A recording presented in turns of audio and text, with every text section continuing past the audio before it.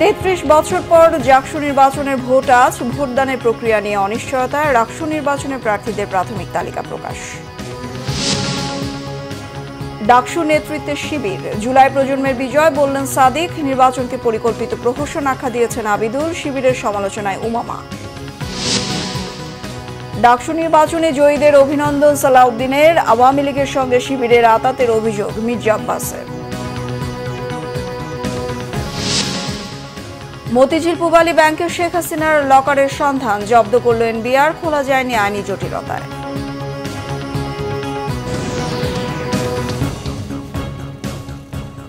দেখছিলেন crown cement সংবাদ শিরোনাম, এবার বিস্তারিত। ৩৩ বছর পর আজ হতে যাচ্ছে জাহাঙ্গীরনগর বিশ্ববিদ্যালয় কেন্দ্রীয় শিক্ষার্থী সংসদ নির্বাচনের বহু কাঙ্ক্ষিত ভোট গ্রহণ। তবে কোন প্রক্রিয়ায় ব্যালট পূরণ করা হবে তা এখনো স্পষ্ট করেনি কমিশন। কেন্দ্রে পোলিং এজেন্টদের ভূমিকা কি হবে তাও জানানো হয়নি। এতে নির্বাচনে জটিলতা দেখা দেওয়ার আশঙ্কা তৈরি হয়েছে। সকাল ৯টা থেকে ভোট শুরু হয়ে চলবে বিকেল ৫টা পর্যন্ত। জাকসুতে ভোটের সংখ্যা ১১,৯১৯ জন। নির্বাচনে ২৫টি পদে লড়ছেন ১৭৭ জন। হল সংসদে প্রতিদ্বন্দ্বী ৪৪৫। কেন্দ্রীয় সংসদে ভিপি পদে ৯ ও জিএস পদে লড়ছেন ৮ জন। জাকসু নির্বাচনে প্রতিটি হলেই ব্যবস্থা থাকছে ভোট গ্রহণের।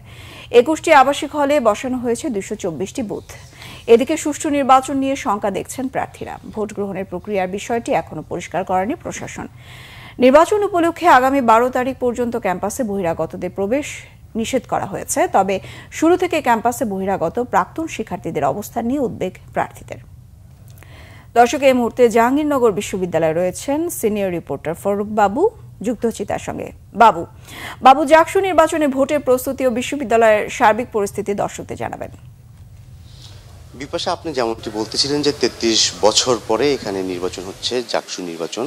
জাকসু নির্বাচনকে ঘিরে আসলে শিক্ষার্থীদের মাঝে যে উৎসাহ আমরা বিগত দিনে যখন প্রার্থীরা প্রচারণা চালিয়েছেন সেখানে ছিল, এবং সেই সাথে আসলে এখানে 4টি প্যানেলে নির্বাচন হচ্ছে এবং স্বতন্ত্র প্যানেল রয়েছে 2টি।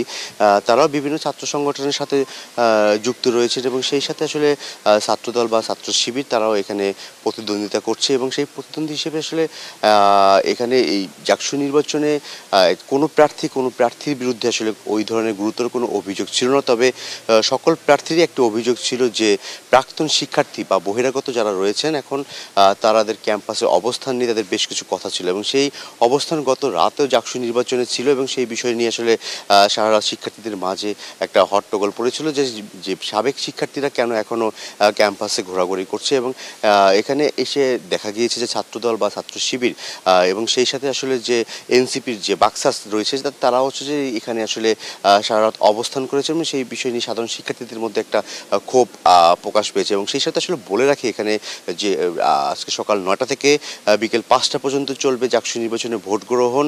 ইতিমধ্যে আসলে সকল ধরনের প্রস্তুতি সম্পন্ন করেছে প্রশাসন, নির্বাচন কমিশন। এবং সেই সাথে এখানে আমরা সকালে এসে দেখতে পেয়েছি যে নিরাপত্তার যে বিষয়টি, সেই নিরাপত্তার বিষয়টি সকল ধরনের ব্যবস্থা ইতিমধ্যে বিশ্ববিদ্যালয় প্রশাসনের তরফ থেকে করা হয়েছে। এবং হলগুলোতে যেহেতু ভোট অনুষ্ঠিত হবে আবাসিক, বাংলাদেশের একমাত্র আবাসিক বিশ্ববিদ্যালয় জাহাঙ্গীরনগর বিশ্ববিদ্যালয়ের 21টি হল রয়েছে। এখানে নারীদের 10টি হল এবং ছাত্রদের হচ্ছে যে 11টি হল। এই প্রতিটি 21টি হলেই আসলে যার যার হলেই সে ভোট দিতে পারবে। এবং যে সে হলগুলোর যে আপনার যে ক্রীড়া রুম রয়েছে সেই ক্রীড়া রুমেই সকল ধরনের ব্যবস্থা গ্রহণ করা হয়েছে এবং হলের শিক্ষার্থী অনুযায়ী সেখানে বুথ বসানো হয়েছে। সেই অনুযায়ী শিক্ষকরা সেখানে পোলিং অফিসারের দায়িত্ব পালন করবে। এবং ইতিমধ্যে আমরা গতকালও জানিয়েছেন যে নির্বাচন কমিশনের তরফ থেকে তাদের বিরুদ্ধে আসলে বেশ কিছু অভিযোগ ছিল যে শিক্ষার্থীরা কিভাবে ভোট প্রদান করবে, তারা ব্যালটে কিভাবে কোন সাইন ব্যবহার করে আসলে ভোটটা ব্যবহার করবে, সেই বিষয় নিয়ে আসলে এখন পর্যন্ত পরিষ্কার বার্তা বিশ্ববিদ্যালয় প্রশাসনের তরফ থেকে আসেনি। বিপাশা। বাবু, ধন্যবাদ আপনাকে। দর্শক, জাহাঙ্গীরনগর বিশ্ববিদ্যালয় থেকে যুক্ত হয়েছিলেন সহকর্মী ফারুক বাবু। রাজশাহী বিশ্ববিদ্যালয়ে কেন্দ্রীয় ছাত্র সংসদ রাকসু নির্বাচনের প্রাথমিক তালিকা প্রকাশ করেছে নির্বাচন কমিশন। তালিকায় সহ সভাপতি সহ 7 জনের নাম বাতিল করা হয়েছে। তবে প্রার্থিতা ফেরত পাওয়ার জন্য আজ আবেদন করা যাবে বলে জানিয়েছে নির্বাচন কমিশন। গতকাল বিকালে রাকসু কোষাধ্যক্ষ কার্যালয়ে এই কথা জানান রাকসুর প্রধান নির্বাচন কমিশনার অধ্যাপক এফ নজরুল ইসলাম। প্রাথমিকভাবে যে 7 জন প্রার্থীর প্রার্থিতা বাতিল করা হয়েছে তারা হলেন সহসভাপতি প্রার্থী সাগর আহমেদ মিয়া, সাধারণ সম্পাদক প্রার্থী আশিকুর রহমান, পরিবেশ ও সমাজ কল্যাণ সহকারী সম্পাদক শাহিন আলম, বিজ্ঞান ও প্রযুক্তি সহকারী সম্পাদক রিচার্ডস চাকমা, কার্যনির্বাহী সদস্য সুজন চন্দ্র। এছাড়া সিনেট সদস্য পদে মারুফ হোসেন জেমস ও মোহাম্মদ ওমর ফারুক সাফিন আজমির। রাকসু নির্বাচন কমিশনের সর্বশেষ তথ্যানুযায়ী এবারে রাকসু নির্বাচনে কেন্দ্রীয় সংসদের 23টা পদের বিপরীতে 260 জন, সিনেটে 5 জন, ছাত্র প্রতিনিধি পদে 62 জন প্রার্থী মনোনয়নপত্র দাখিল করেন। মোট 322 জন প্রার্থীর মধ্যে 7 জন প্রার্থীর প্রার্থিতা বাতিল করা, এখন মোট প্রার্থী 315 জন। চমক দেখিয়ে ডাকসুতে অভাবনীয় জয় পেয়েছে ছাত্র শিবির সমর্থিত প্যানেল ঐক্যবদ্ধ জোট। জুলাই অভ্যুত্থানের পর ডাকসুর প্রথম নির্বাচনে ভিপি, জিএস ও এজিএস সহ 28 পদের মধ্যে 23টিতেই জয়ী হয়েছে তারা। নির্বাচনের নিকটতম প্রতিদ্বন্দ্বী ছাত্রদল সমর্থিত আবিদুল ইসলাম খানের চেয়ে 9,000-এর বেশি ভোট পেয়ে জয়ী হয়েছেন শিবিরের সাদিক কায়েম। নির্বাচিত হওয়ার পর সাদিক বলেছেন, এই নির্বাচনের মাধ্যমে জুলাই প্রজন্মের বিজয় হয়েছে। আর জিএস পদে জয়ী এস এম ফরহাদ বলেছেন, এই বিজয় শিক্ষার্থীদের। আরও জানাচ্ছেন সৈয়দ আব্দুল মোহিত। ডাকসু নিয়ে রাতভর উত্তেজনা। ভোটের 16 ঘন্টারও বেশি সময় পর সকাল 8:30টায় ঘোষণা করা হয় ঢাকা বিশ্ববিদ্যালয় কেন্দ্রীয় ছাত্র সংসদ ডাকসু ও হল সংসদ নির্বাচনের ফলাফল। জানানো হয় ভোটের হার। মোহাম্মদ আবু সাদিক কায়েম সহসভাপতি, প্রাপ্ত ভোট 14,000।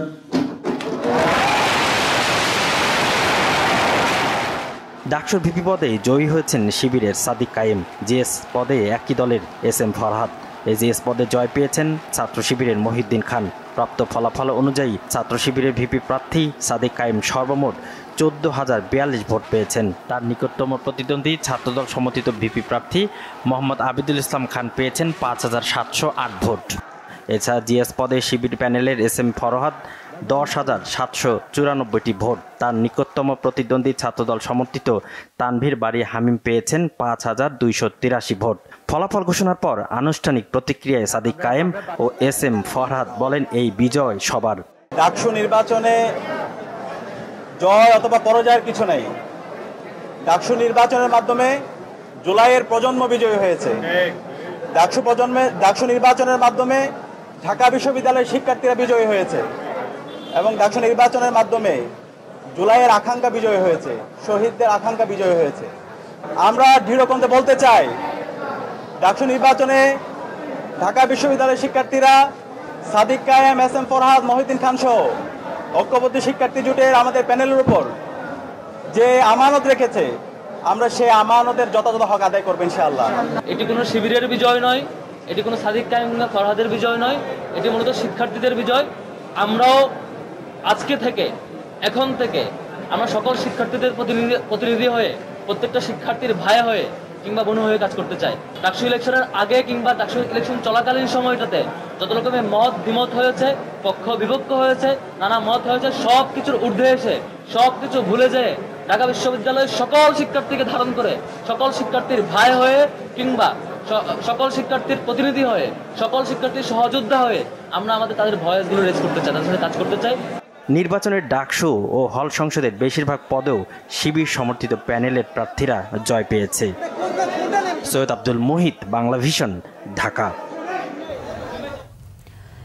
ডাকসু নির্বাচনকে পরিকল্পিত প্রহসন বলে প্রত্যাখ্যান করেছেন ছাত্রদল সমর্থিত ভিপি প্রার্থী আবিদুল ইসলাম খান। আর ভোট বর্জনের সাথে সাথে ছাত্র শিবিরের বেইমানি ইতিহাসে লেখা থাকবে বলে মন্তব্য করেছেন স্বতন্ত্র শিক্ষার্থী ঐক্য প্যানেলের ভিপি প্রার্থী উমামা ফাতেমা। ভোট গণনার সময় নিজেদের ফেসবুক প্রোফাইলে স্ট্যাটাসের মাধ্যমে এসব কথা জানান তারা। আবিদ তার স্ট্যাটাসে জানান, পরিকল্পিত কারচুপির এই ফলাফল ভোটের দিন দুপুরের পরপরই অনুমান করেছিলেন। প্রহসনের এই নির্বাচন প্রত্যাখ্যান করেন ছাত্রদল সমর্থিত ভিপি প্রার্থী। এদিকে আরেক ভিপি প্রার্থী উমামা তার স্ট্যাটাসে বলেছেন, অভিনব পন্থায় নির্বাচন কারচুপি হয়েছে, বাংলাদেশের ইতিহাসের কালরাত হয়ে থাকবে। এর আগে ফেসবুকে দেয়া আরেক পোস্টে উমামা জানান, 5 আগস্টের পরে জাতিকে লজ্জা উপহার দিল ঢাকা বিশ্ববিদ্যালয় প্রশাসন। ডাকসু নির্বাচনে বিজয়ীদের ব্যক্তিগতভাবে অভিনন্দন জানিয়েছেন বিএনপির স্থায়ী কমিটির সদস্য সালাউদ্দিন আহমেদ। বলেন, ডাকসু নির্বাচন জাতীয় নির্বাচনে প্রভাব ফেলবে না। জনগণের কাছে জবাবদিহিতামূলক রাজনীতি বাস্তবায়ন জরুরি বলে মনে করেন তিনি। সাম্য মানবিক মর্যাদা বাস্তবায়নের জন্য বিএনপি রাজনীতি করছে বলেও জানান সালাউদ্দিন আহমেদ। রিপোর্ট করছেন সিকান্দার রেমান। পুরুষের পাশাপাশি নারীরও দরকার। জাতীয়তাবাদী মহিলা দলের প্রতিষ্ঠা বার্ষিকী উপলক্ষে আলোচনা সভায় দলটির সভানেত্রী আফরোজা আব্বাস অবাধ, সুষ্ঠু ও গ্রহণযোগ্য নির্বাচনের তাগিদ দেন। সে নির্বাচনে নারীদের অংশগ্রহণের বিষয়টি জোর দেন তিনি। আমরা যখন সরাসরি নির্বাচনে অংশগ্রহণের জন্য বলতে চাই, তখন আপনারা বলেন আপনাদের মহিলা কই, মহিলা আমাদের কোথায় আপনারা দেখতে চান, দেখার সুযোগ তো আপনারা দেন না। আমরা এই যে 67টা জেলা, 10টা মহানগর আমরা সম্মেলন করেছি, আমরা দেখেছি আমাদের কত যোগ্য নারী নেতৃত্ব আছে প্রত্যেকটা জেলায় এবং মহানগরে, কিন্তু সেই দেখার সুযোগ আপনাদের হয় না।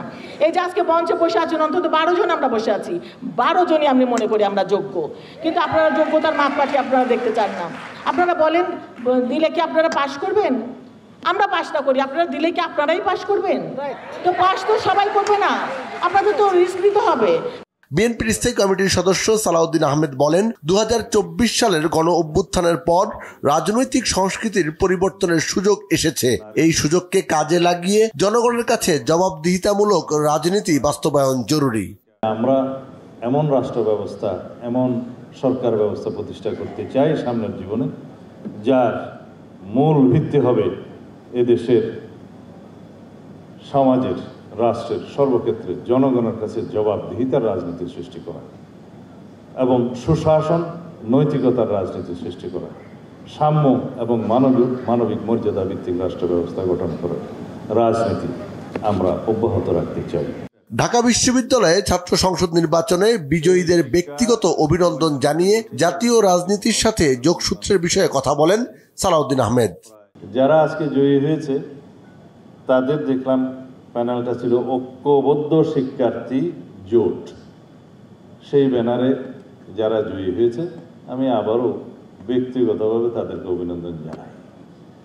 আমাদের 2024-এর ছাত্র গণ অভ্যুত্থান পরবর্তী সময়ে আমাদের সবচেয়ে বড় সংগ্রামের নাম হচ্ছে, আমরা আরেকটি সংগ্রামে লিপ্ত আছি।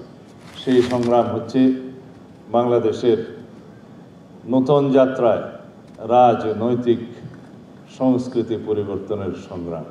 যে কোনো ষড়যন্ত্রের বিরুদ্ধে শক্ত অবস্থানের কথাও জানান সালাউদ্দিন আহমেদ। প্রস্তুত হই এবং প্রতিষ্ঠা করি। সিকান্দার রেমান, বাংলা ভিশন, ঢাকা। এদিকে বিএনপির স্থায়ী কমিটির সদস্য মির্জা আব্বাস বলেছেন, তলে তলে আওয়ামী লীগের সাথে আতাত করে ডাকসু নির্বাচনে ছাত্রলীগের সব ভোট জামায়াত শিবির নিয়ে নিয়েছে। জামায়াত শিবিরের এত ভোট কোথা থেকে এলো সে প্রশ্নও রাখেন তিনি। বুধবার চট্টগ্রামের একটি কনভেনশন হলে বিএনপির সাবেক ভাইস চেয়ারম্যান আব্দুল্লাহ নোমানের শোক সভায় তিনি একথা বলেন। তিনি বলেন, জামায়াত নেতারা বৈঠকে বসে বিএনপিকে বারবার বলে আওয়ামী লীগ যেন আর কখনো ক্ষমতায় ফিরতে না পারে সেদিকে খেয়াল রাখতে, কিন্তু অন্যদিকে আতাত করে ছাত্রলীগের ভোট নিজেদের ভোট বাক্সে নিয়ে নিয়েছে।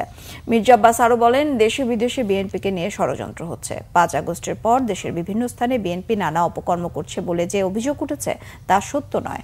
তিনি বলেন, বিএনপির ভেতর ঢুকে এসব অপকর্ম করছে আওয়ামী লীগ আর দোষ চাপাচ্ছে বিএনপির ওপর। দেশে এবং দেশের বিরুদ্ধে, এই দেশের বাইরে ষড়যন্ত্র হচ্ছে,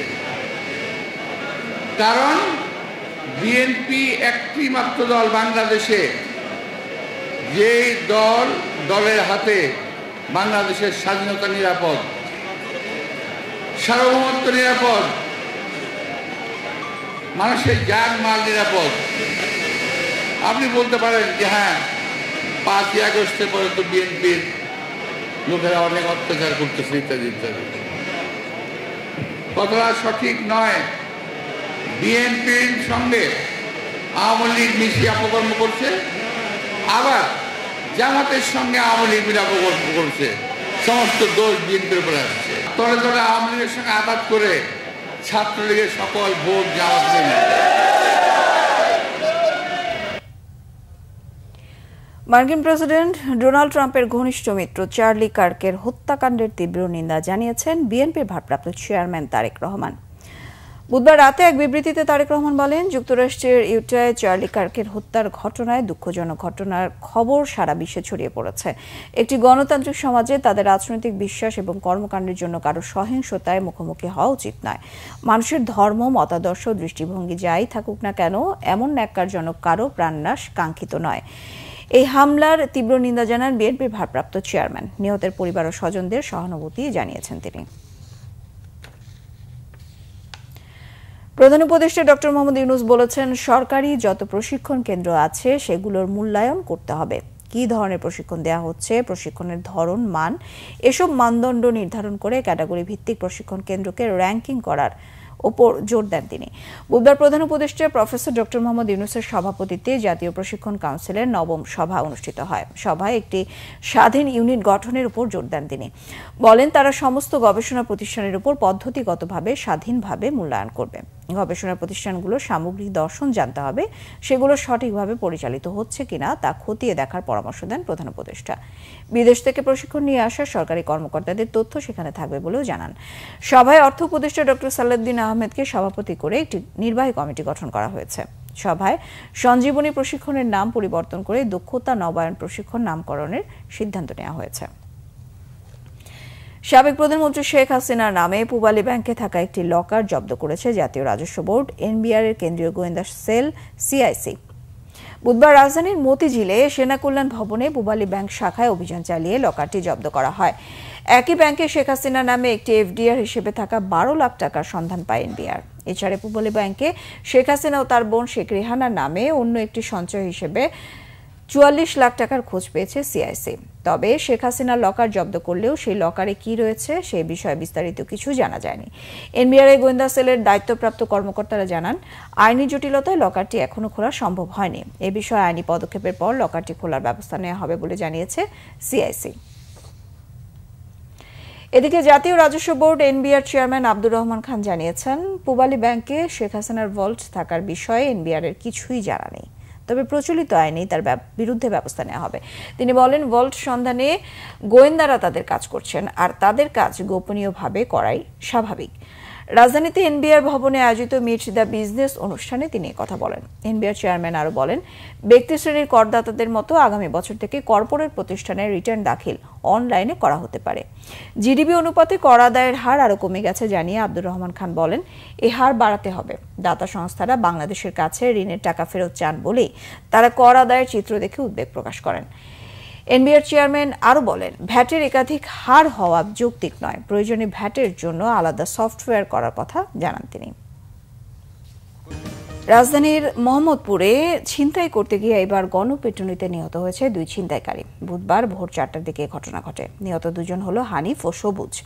এছাড়া এই ঘটনায় শরীফ ও জুয়েল নামে আরও 2 জন গুরুতর আহত অবস্থায় হাসপাতালে চিকিৎসাধীন। এলাকাবাসী বলছে, দীর্ঘদিন ধরে ছিনতাইকারীদের দৌড়াতে তারা অতিষ্ঠ। বিস্তারিত রয়েছে ফজলে রাব্বির প্রতিবেদনে। ঘটনা বুধবার ভোর 4টার। নবীনগর হাউজিং এর 16 নম্বরের একটি সড়কের সিসিটিভি ফুটেজে দেখা যায়, ছিনতাইকারী সন্দেহে বেশ কয়েকজনকে আটক করে এলাকাবাসী। এরপর লাঠিসোঁটা ও ভারী অস্ত্র দিয়ে হামলা চালায় তারা। এতে ঘটনাস্থলে হানিফ নামের একজনের মৃত্যু হয়, আরেকজনকে ভর্তি করা হয় হাসপাতালে। এই ঘটনার ঠিক 3 ঘন্টা যেতে না যেতেই নবীনগর হাউজিং এর 11 নম্বর রোডে সুজন নামের আরেক ছিনতাইকারী গণপিটুনির শিকার হয়। পরে হাসপাতালে ভর্তি করা হলে কর্তব্যরত চিকিৎসক তাকেও মৃত ঘোষণা করে। বাংলা ভিশনের হাতে আসা আরও একটি সিসিটিভি ফুটেজে দেখা যায়, গেল রবিবার গণপিটুনিতে নিহত হানিফ ও তার সহযোগী সুজন অটোরিকশা থামিয়ে অজ্ঞাত 2 জন ব্যক্তির সর্বস্ব ছিনিয়ে নিচ্ছে।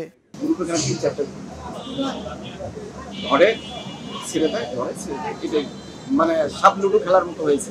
জনগণের মানে আত্মহত্যা, আমরা যে মানুষ, আমাদের যে জীবনের যে একটা নিরাপত্তা আছে, সেই নিরাপত্তা পাবে। ছিনতাইকারী বগুলাইয়া কুমাইয়া এইটা সেটা নিয়ে আর আসতে পারে। এইভাবে প্রত্যেকটা দিন হচ্ছে, মাসের আর ভাত একদিন না একদিন হবেই। এদিকে পুলিশ বলছে, চক্রটি দীর্ঘদিন ধরে ছিনতাইয়ের সঙ্গে যুক্ত, তবে কারা আইন হাতে তুলে নিল তা খতিয়ে দেখা হচ্ছে। উত্তেজিত জননা কর্তৃক আটক হয়ে গণধোলায় সুজন, বয়স 19, পিতা জাহাঙ্গীর, বোরহানুদ্দিন ভোলার বাসিন্দা, থানা পুলিশের সহযোগিতায় সোহরাওয়ার্দী মেডিকেলে নিয়ে যাওয়ায় কর্তব্যরত চিকিৎসক উন্নত চিকিৎসার জন্য তাকে পঙ্গু হসপিটালে রেফার করে। পঙ্গু হাসপাতালে নিয়ে গেলে তাকে কর্তব্যরত ডাক্তার মৃত বলে ঘোষণা করে। আর শরীফ নামে একজনকে গুরুতর আহত অবস্থায় পঙ্গু হসপিটালে আছে। এক্ষেত্রে উভয় ক্ষেত্রে দুইটা মামলা রুজু হয়েছে। আর তারা হচ্ছে যে কি বলে ছিনতাইয়ের মামলা রুজু হয়েছে। মোহাম্মদপুরের নবীনগর হাউজিং ও এর আশেপাশে অপরাধ নিয়ন্ত্রণে দ্রুতই পুলিশ ফাঁড়ি কিংবা থানা নির্মাণের সুপারিশ এই পুলিশ কর্মকর্তার। ফজলে রাব্বি, বাংলা ভিশন, ঢাকা। এবার খোদ যুক্তরাষ্ট্রের রাজধানীর একটি রেস্টুরেন্টে ফিলিস্তিনপন্থী সমাজকর্মীদের বিক্ষোভের মুখে পড়েছেন মার্কিন প্রেসিডেন্ট ডোনাল্ড ট্রাম্প ও তার মন্ত্রিসভার সদস্যরা। কাতারের দোহায় ইসরায়েলের হামলা নিয়ে প্রতিক্রিয়াও দেন তিনি। ওয়াশিংটন ডিসির একটি সি ফুড রেস্টুরেন্টে মন্ত্রিপরিষদ সদস্যদের নিয়ে নৈশভোজে গেলে সেখানে হাজির হন নারী অধিকার সংগঠন কোল্ড পিঙ্কের কয়েকজন সদস্য। এ সময় তারা ট্রাম্প ও তার প্রশাসনকে অভিযুক্ত করে বলেন তাদের হাত ফিলিস্তিনিদের রক্তে রঞ্জিত। ট্রাম্পকে এ যুগের হিটলার উল্লেখ করে যুক্তরাষ্ট্রের যুদ্ধবাজ পররাষ্ট্রনীতির বিরুদ্ধে স্লোগান দেন। এছাড়া রাজধানীতে ন্যাশনাল গার্ড মোতায়েনের সমালোচনা করে ওয়াশিংটন ডিসির পাশাপাশি ফিলিস্তিনে বর্বরতা বন্ধেরও দাবি তোলেন তারা। বিব্রত করে এই ঘটনার পর ওই রেস্টুরেন্টের বাইরে সাংবাদিকদের প্রশ্নের প্রতিক্রিয়ায় ট্রাম্প জানিয়েছেন, কাতারে হামাসের মধ্যস্থতাকারীদের লক্ষ্য করে ইসরায়েলের হামলায় আনন্দিত হওয়ার কিছু নেই। হামলার বিষয়ে বিরক্তি প্রকাশ করে বলেছেন, গাজায় জিম্মিদের মুক্ত দেখতে চান তিনি। সংবাদ শেষ করব ক্রাউন সিমেন্ট শিরোনামগুলো আরো একবার জানিয়ে।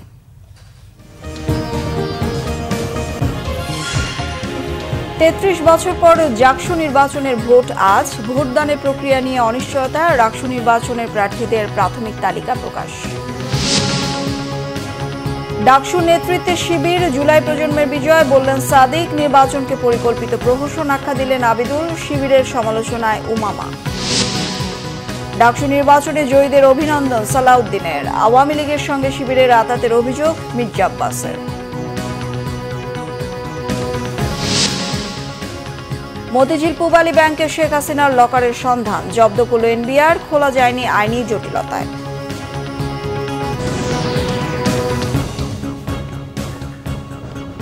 এই ছিল এখনকার মতো। পরের সংবাদ সকাল 10টায়, 9টায় রয়েছে নিউজ টপ 10 দেখার আমন্ত্রণ রইল।